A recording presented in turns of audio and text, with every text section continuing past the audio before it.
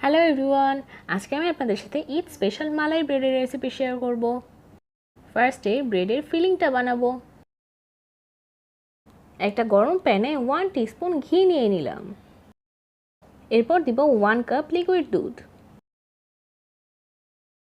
এরপর দিব 3 টেবিলস্পুন গুঁড়া দুধ, 3 টেবিলস্পুন চিনি, হাফ টেবিলস্পুন চালের গুঁড়া। এখন সবকিছু নাড়তে থাকবো যতক্ষণ পর্যন্ত এটা একটা থিক কনসিস্টেন্সিতে না আসে। এখানে আপনারা ফিলিংয়ের থিকনেসটা বুঝতে পারবেন।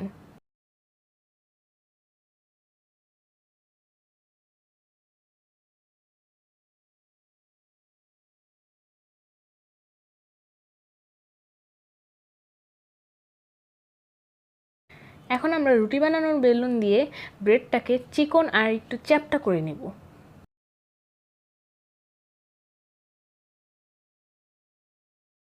সাইডের শক্ত অংশগুলো কেটে ফেলতে হবে।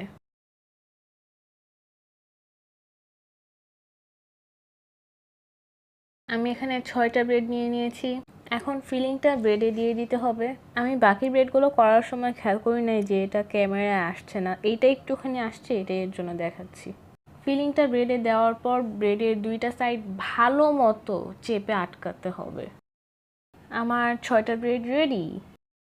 এখন আসেন ব্রেডের মালাই বানাই। এর জন্য ফার্স্টে প্যানে 2 কাপ দুধ দিয়ে দিব। এখন দিব 3 টেবিলস্পুন গুঁড়া দুধ।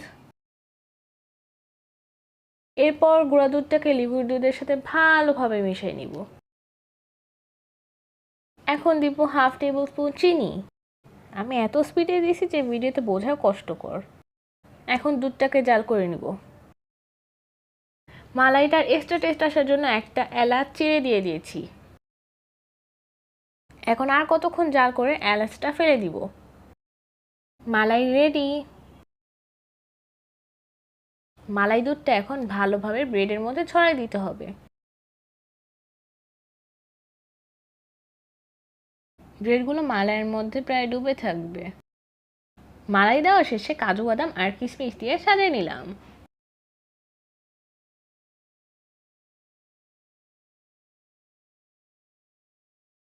এখন এটাকে 45 মিনিটের জন্য রেস্টে রাখবো। আমার malai bread ready. Thanks for watching. আল্লাহ হাফেজ।